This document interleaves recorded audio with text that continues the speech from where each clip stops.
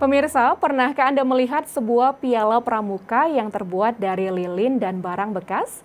Kreasi piala ini ditemukan oleh Zulkifli, seniman lilin asal kota Binjai. Seperti apa ya kreasi piala pramuka ini? Kami punya liputannya untuk Anda.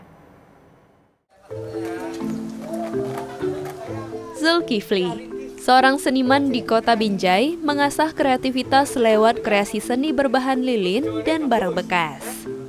Lewat bakatnya ini, ia juga berjuang tanpa pamrih dalam menumbuhkan kreativitas generasi muda.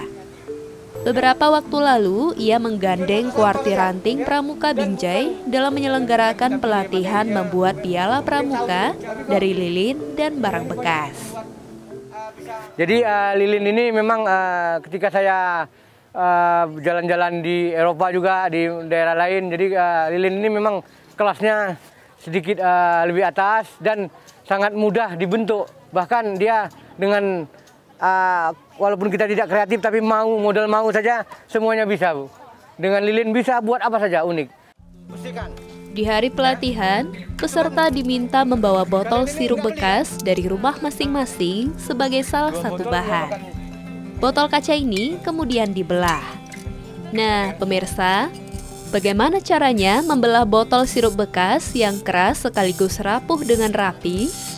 Cara ini ditemukan Zulkifli dengan metode dan peralatan yang sederhana.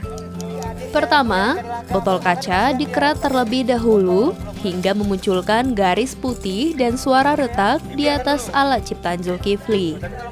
Kemudian dilingkari dengan besi yang baru dipanaskan di atas garis putih yang melingkari permukaan botol kaca.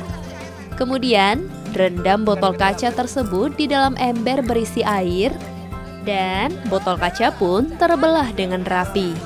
Tentunya tanpa melalui usaha yang panjang dan rumit. Proses pembentukan piala pramuka kemudian berlanjut ke tahap berikutnya, yaitu pembentukan pola dasar piala yang terbuat dari styrofoam bekas. Setelah dipotong, hasil cetakan ini kemudian ditumpuk menjadi satu dan dicelupkan ke dalam lilin yang masih hangat.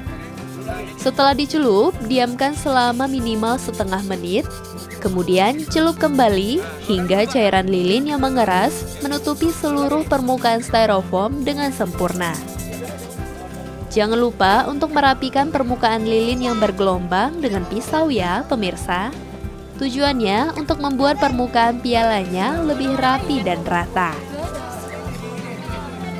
Melihat aktivitas ini, Kepala Dinas Pendidikan Kota Binjai sekaligus Kepala Kuarti Ranting Pramuka Binjai, Sri Ulina Ginting, menyambut positif pembekalan keterampilan yang dilakukan Zulkifli ini.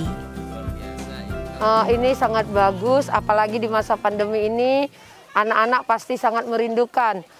Saya berharap tetaplah berkreasi, tetaplah menularkan ilmunya kepada anak-anak didik kita, sehingga seperti apa yang diharapkan oleh Mas Menteri, mewujudkan Merdeka Belajar. Nah, dengan salah satu keterampilan ini adalah merupakan suatu wujud Merdeka Belajar, sehingga anak-anak yang punya minat dan bakat bisa menuangkannya dalam bentuk keterampilan ini.